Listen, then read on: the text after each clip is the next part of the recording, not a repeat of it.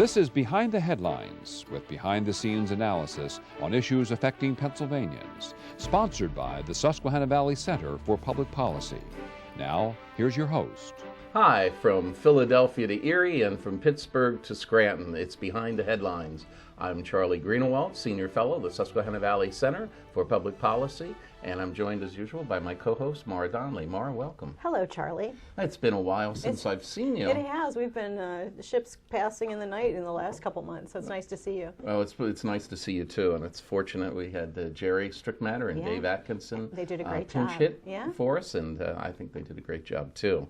Today we're going to, as you know, it's budget season. It is budget season. Again. There are a lot of other names for budget season, but we'll go with budget season. Okay.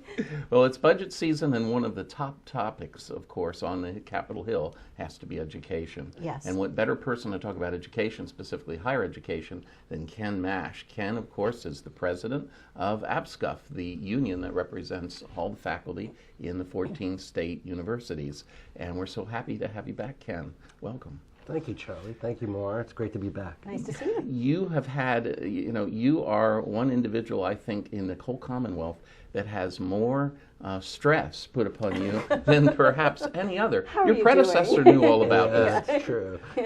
No, I think the governor, he has some pressure on him too. The governor has just a little bit. You have you have a certain entourage, and you have a staff that helps you. But the governor has a much larger staff to relieve the stress on him. You need, you need some recognition. And well, I appreciate that, Charlie. Oh, you're quite welcome. Let's talk a little bit about the budget. I believe we believe in the importance of education and higher education, that it in fact prepares young people for their careers and their lives, and it transmits civilization.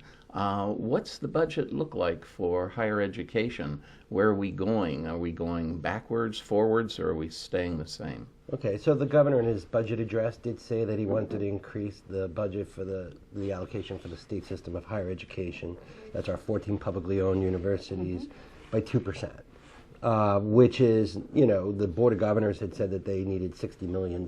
This comes out to about $9 million. Oh, that's so, a big difference. Yeah, that's a very big difference, but we're in a position, and this is such a difficult budget period, where he did not recommend any increases for Penn State, Pitt, or Temple. We don't want to look at gift horse in the mouth. Right. The state-relateds in his budget aren't getting anything. So we don't want to look a gift horse in the mouth, but by the same token, we can't ignore the impact that that's having on our universities.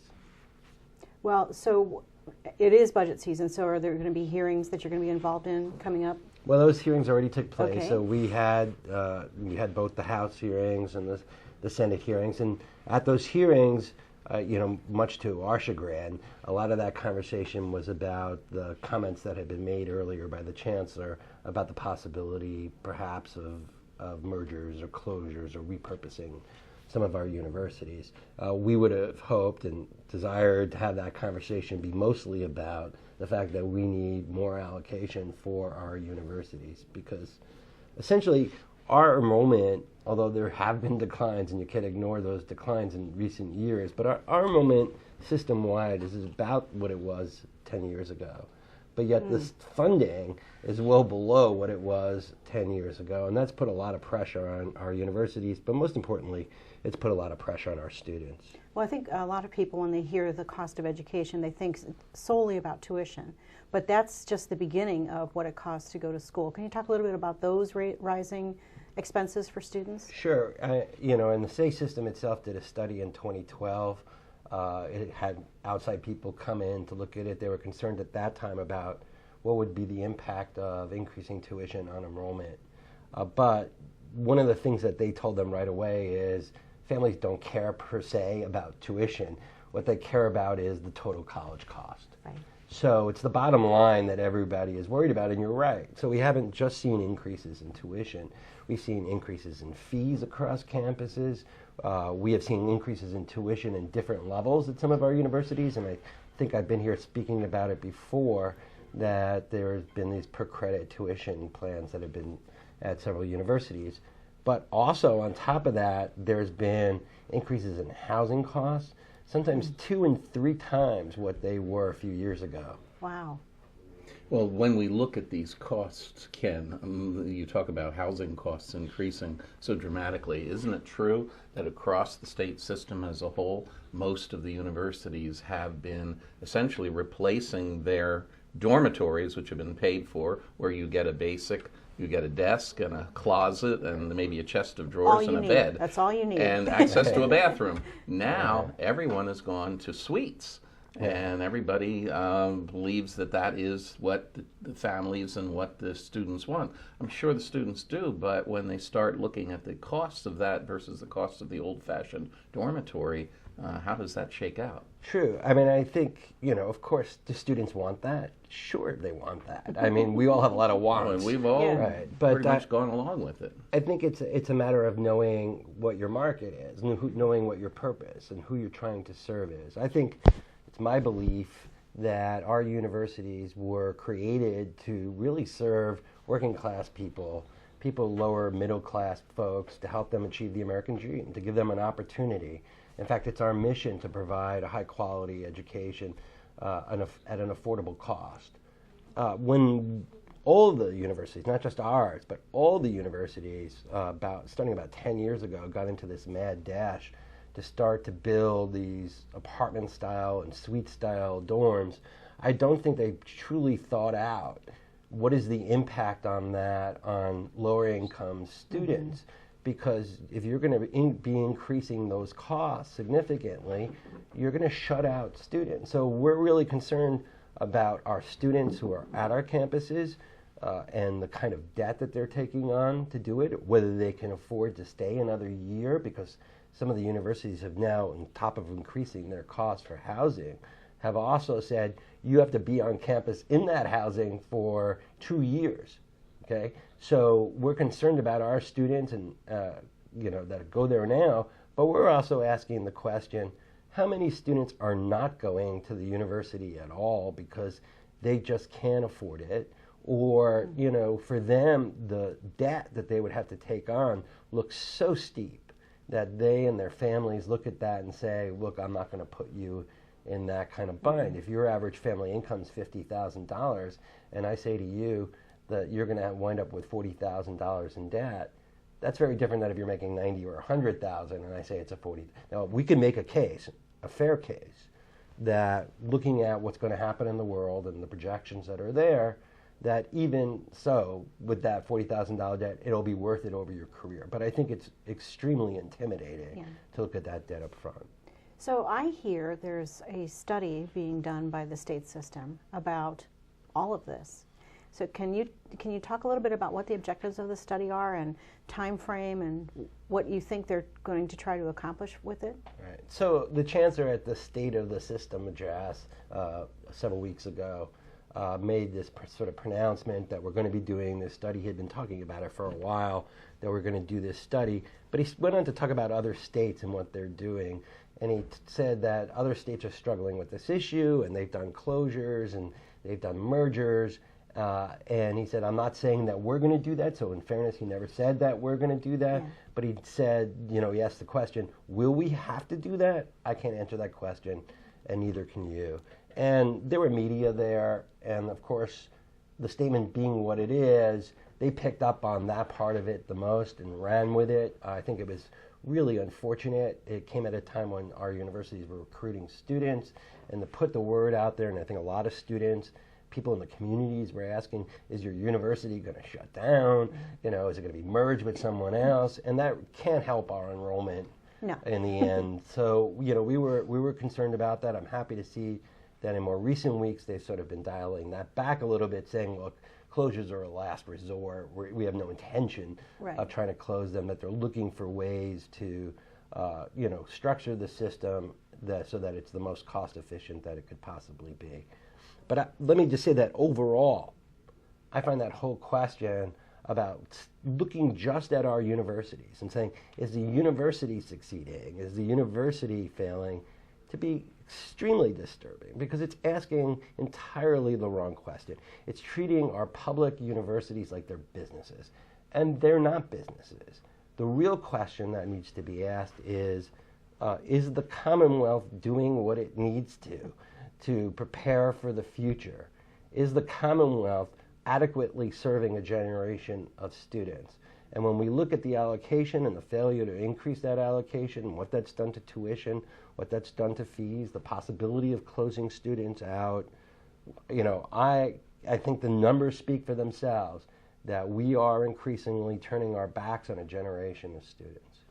And there we have studies, Ken, if you could talk about that for a second, that show that for every $1 that the state system spends in the various communities that it's located in across the Commonwealth, that there will be, $11 in economic activity generated by each dollar that's spent by the state system. That's a great point, Charlie, because I've been focusing mostly on the impact on the student and on this generation. But there's no doubt that our universities are economic engines. Mm-hmm. And they're engines for their communities. Most of our universities are the #1 employer in their county, or #2 or #3. They provide jobs to that community.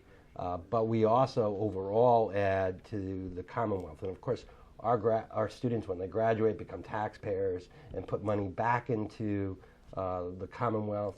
Our universities, overwhelmingly our graduates, stay in Pennsylvania. So we're training people who are going to stay here and are going to be taxpayers.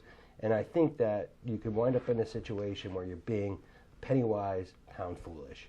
And when we don't adequately support our universities, that's exactly what we're doing. So we do spend a lot of time when we have you with us talking about the challenges and difficulties.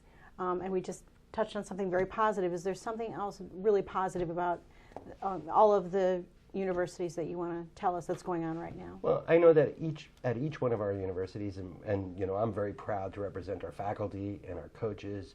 We put out, every single day, wonderful things that our faculty are doing on the campus, that our students are doing on their campus, that are, amazing research, community service, and things of that sort.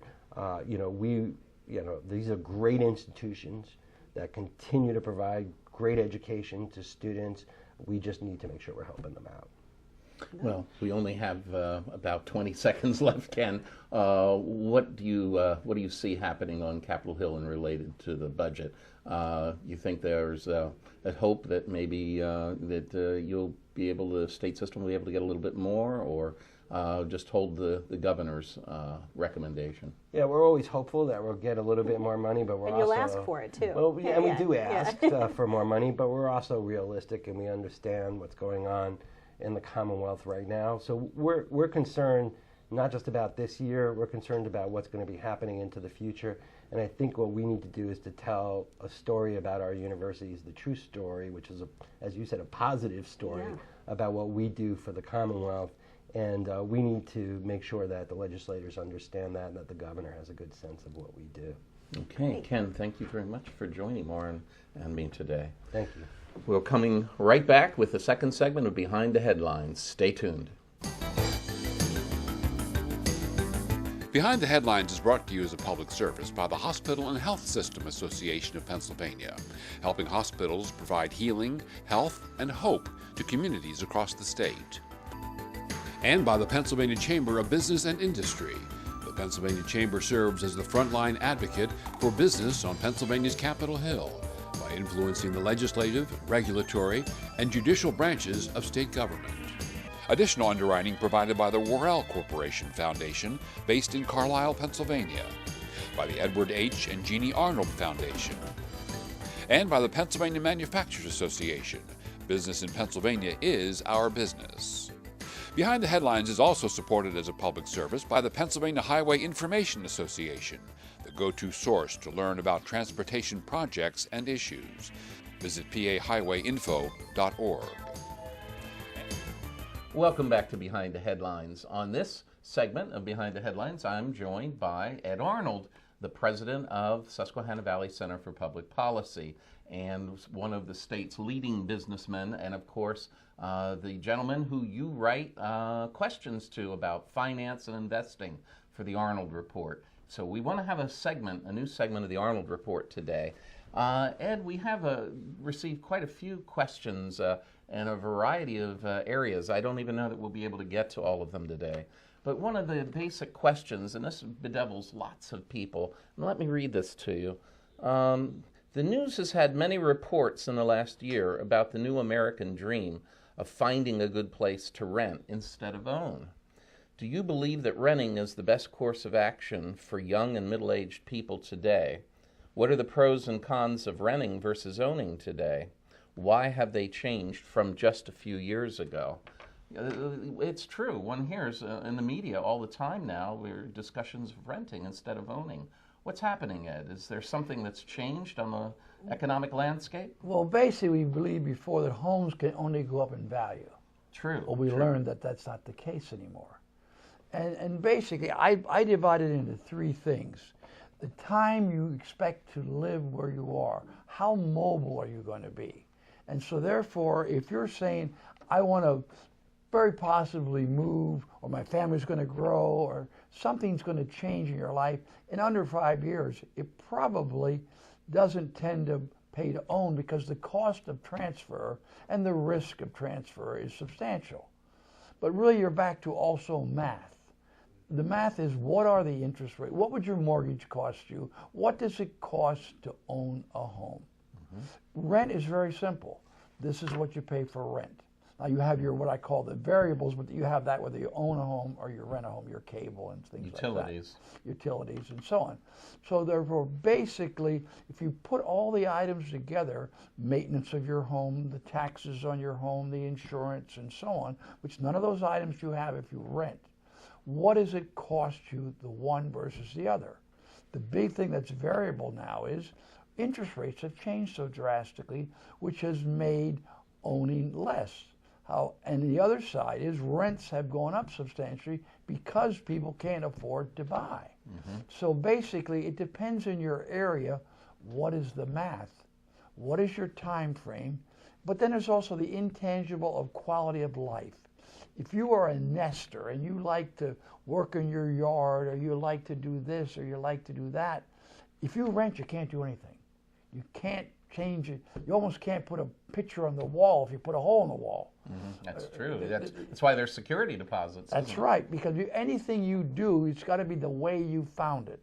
So basically, that is another item. So it's back to your style. If you're in a flux on what's going to happen in your life, you haven't found the perfect job yet, or you're not sure where you live is where you want to continue to live, then you probably want to rent. Okay. You definitely, in the good old days, you said homes are going to keep going up and up in price. They have recovered recently, but that's also why they aren't going to probably go up that much more now, because they're at a reasonable equilibrium. So it would be, the math will probably be a factor, but how important is lifestyle to you? How important is your flexibility to move easily? Okay. Well, let's go on then to the second question for the Arnold report today. Everyone agrees that we are supposed to have diversified investments. How do I know if my investments are diversified enough? Well, first of all, the word diversified generally means how do they move in comparison to the standard market. And the standard market is the S&P 500 average. That sort of reflects the market. It's 500 stocks, and it's a pretty good criteria. And so therefore, if you have something that, let's just say precious metals, they do not relate at all to what the stock market's doing for all practical purposes. So the correlation is not there. So that would be an alternative asset. Whereas if you have this kind of stock, a large cap, small cap, mid cap, it may or may not to a certain correlate with the S&P 500. In the long run, there's very little difference. Okay, I have to stop you here. You talked about a small cap, a large cap. What is a cap? Okay, the capitalization. In other words, a large cap company would be a company that is worth more than $20 billion. Okay, so large companies. It's a large company. A large company. A small cap means a small company. Which would tend to be $1 billion or under, and then the mid cap, of course, would be between the 1 and 20 billion, more or less. I'm not sure exactly the date. So that's a way to diversify. Yeah, that's right. Because number one, there's also, if it's a small cap company, it probably isn't international. Whereas if it's a large cap company, it probably is international. So you're automatically, if you're, let's say GE, 60% of their business is Worldwide. worldwide. So they are a world company, or P&G, or any of your large companies, whether they're American-based or not American-based. Let's say Nestle. Nestle is a Swiss company, but it's a world company. It's got a lot of products in America, so it's also American in a point. So basically, you're dealing in a variety of different criteria, but in the long run meaning 5 years, again, I use that as a criteria, the difference in performance is not that great. It used to be a lot greater. It's not now as great. If you're smart enough to know when small cap, like in the last year, small cap did way better than others. But by the time you got to 5 years, it actually did a little poorer. In fact, 3 years did a lot poorer. So it's up and down. Now, most people you're going to buy and you're going to stay where you are. I don't think you're smart enough to know which category is going to get hot. Well, when you work with an investment advisor, are they going to be certain that you're diversified? How can you be? Well, I think, how can you double check on them to make sure that you are diversified enough to weather any storm in the economy? Well, basically, that again is back to you and your advisor. What is your risk criteria? There's no question, if you are really effectively diversified, that would be foreign stocks, theoretically it would mean bonds, it would be all these different kinds, it would mean even alternative investments. They would basically means you're going to go to the average, because if you're in this particular category does extremely well, but this one does very poor, you're going to do average. Unfortunately today, because of the government manipulation of interest rates specifically, there is no such thing as really a low-risk investment. Because if you can't buy bonds, because bonds yield next to nothing if you get short-term bonds, the minute you go to long-term bonds, you're taking a risk on what inflation is going to be, and of course, and then for interest rates.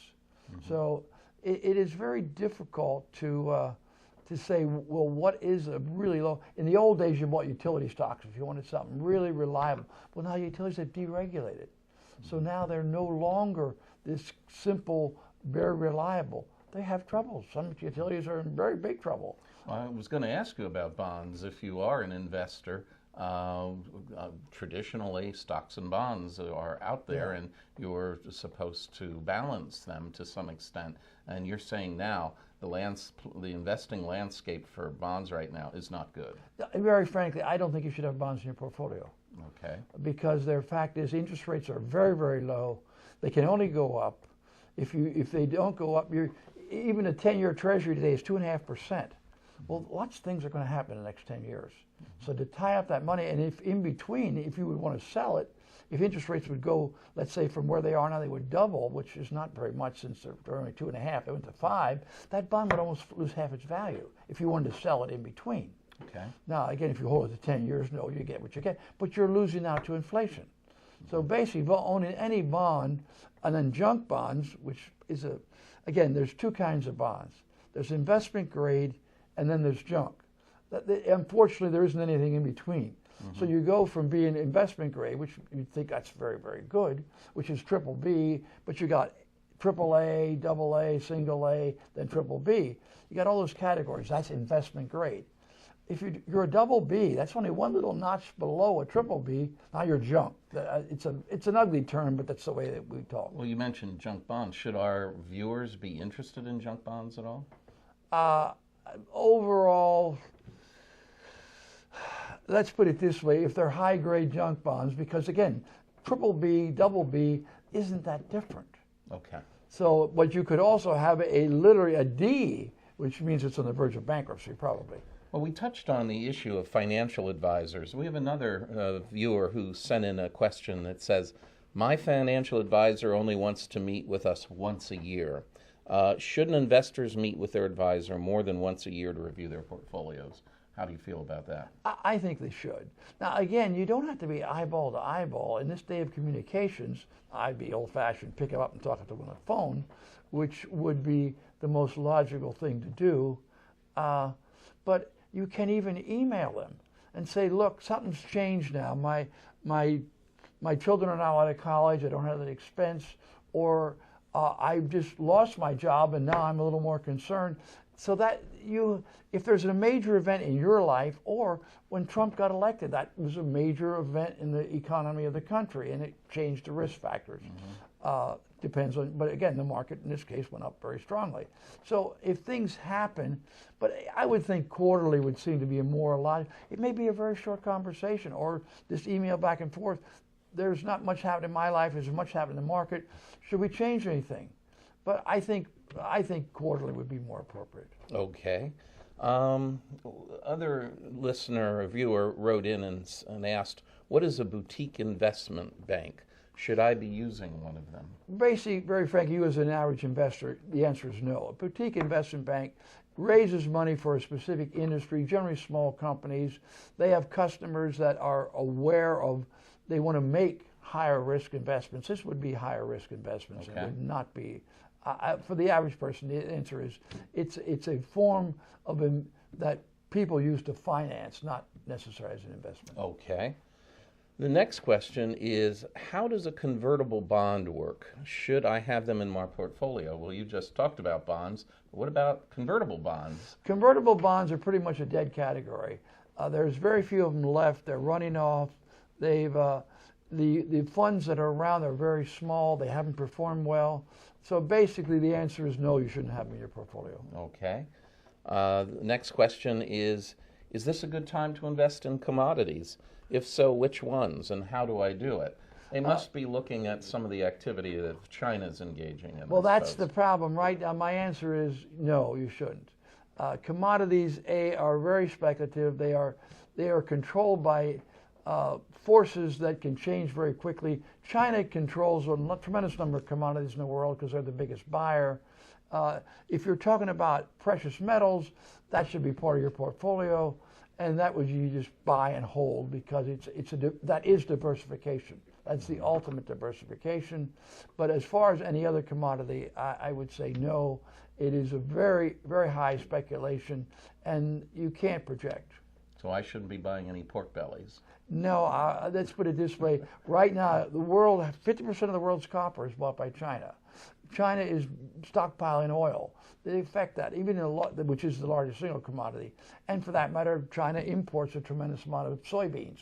Well, if they get mad at us, maybe they won't buy so many soybeans and it'll change the market again. So there's so many other factors, or the weather in the case of a lot of other crops. And so it's very complicated. Okay. Well, we want to thank you, Ed, very much for being with us for another edition of the Arnold Report. I have a few more questions for you next time.